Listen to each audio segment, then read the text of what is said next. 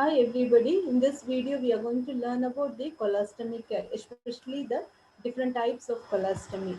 Colostomy is a surgical procedure in which an artificial opening is made into the colon on the anterior abdominal wall to permit the escape of feces and flatus.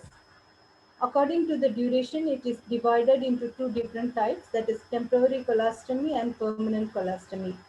If the colostomy was done to relieve an obstruction which can be corrected by resection of the bowel or to divert the fecal stream to permit healing of the portion of the bowel, it will be a temporary colostomy.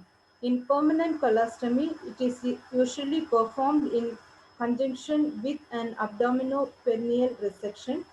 After the sigmoid colon is resected, the proximal end is brought out through the abdominal wall and sutured to it to form a permanent opening for the elimination of the feces.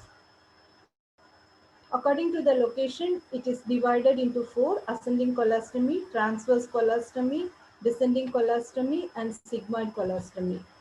Ascending colostomy. It is located on the right side of the abdomen. The discharge is very liquid. A drainable pouch is worn for ascending colostomy. When a colostomy is located in the right half of the colon, only a short portion of colon remains. Transverse colostomy. This is in the upper abdomen, either in the middle or towards the right side of the body. This type of colostomy allows stool to exit the colon before it reaches the descending colon. It is again classified into two different types, that is temporary transverse colostomy and permanent transverse colostomy. Temporary transverse colostomy is formed to prevent the stool from passing through the area of the colon that is inflamed, infected, diseased, or newly operated, and thus allowing healing to occur.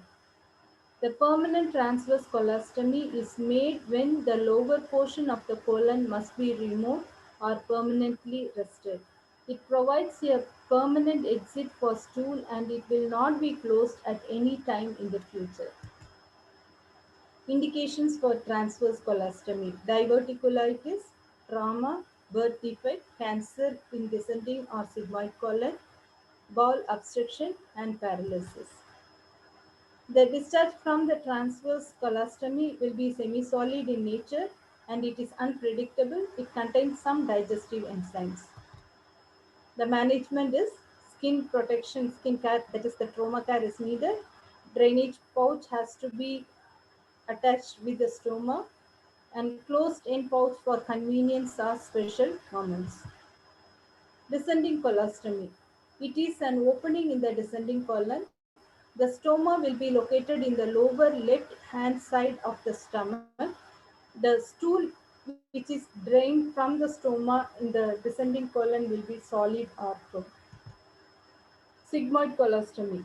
It is an opening in the sigmoid colon. The stoma will be located in the lower middle part of the stomach. The stool that is drained from the stoma will be of normal consistency. Discharge may also be secreted from the stoma. The indications for descending and sigmoid colostomy: cancer of rectum or sigmoid colon, diverticulitis, trauma, congenital defects, bowel obstruction, and paralysis. The discharges are resembles normal bowel movements, regulates in some person, not in others. Elimination may occur on a reflex basis at regular, predictable intervals. The consistency also will be similar like firm stew. Management: natural evacuation or irrigation, protective cover or closed end pouch if regulated. If not, use open end drainage pouch. Double barrel colostomy and end colostomy. A double barrel colostomy is one in which both loops, the distal and the proximal, are open to the abdominal wall.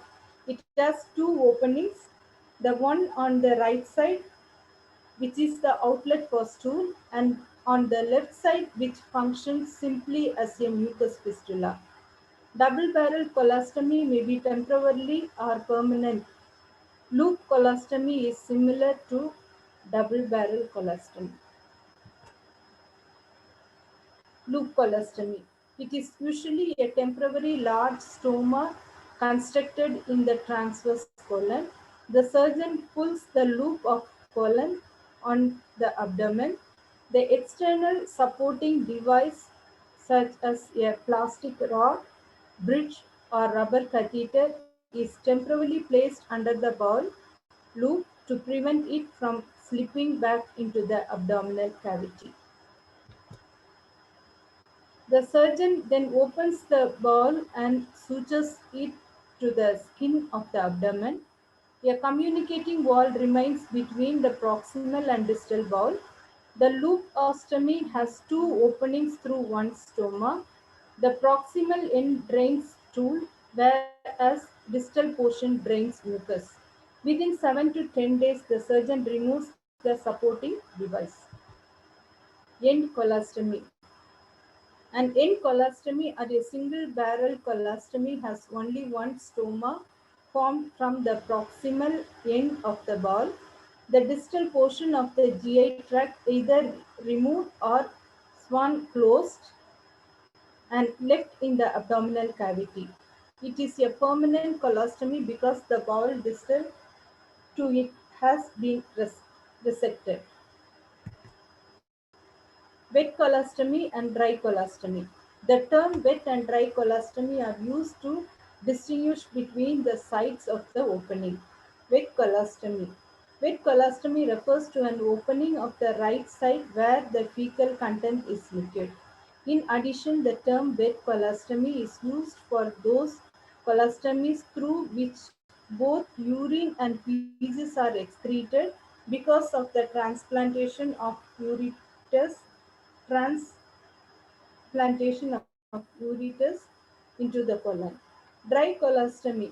Dry colostomy refers to an opening of the left side of the colon where the fecal content is usually soft and formed. Complications of colostomy. Hernia around the stoma site. This is manifested as a bulge in the skin around the stoma, difficult to irrigate, and partial obstruction. Failure to fit the pouch over the stoma can injure the stoma and may cause leaking. Peritoneal skin irritation, some allergic reactions due to the adhesive and other stomy products. The patient may suffer from certain problems following colostomy. It may be the irregular bowel action, diarrhea with fluid and electrolyte imbalance, fecal impaction and obstruction, flatulence formation in the intestine and foul smell on its expulsion, excoriation of the skin, psychological problems such as insignificance and loneliness, feeling of fear and shame, withdrawal and depression.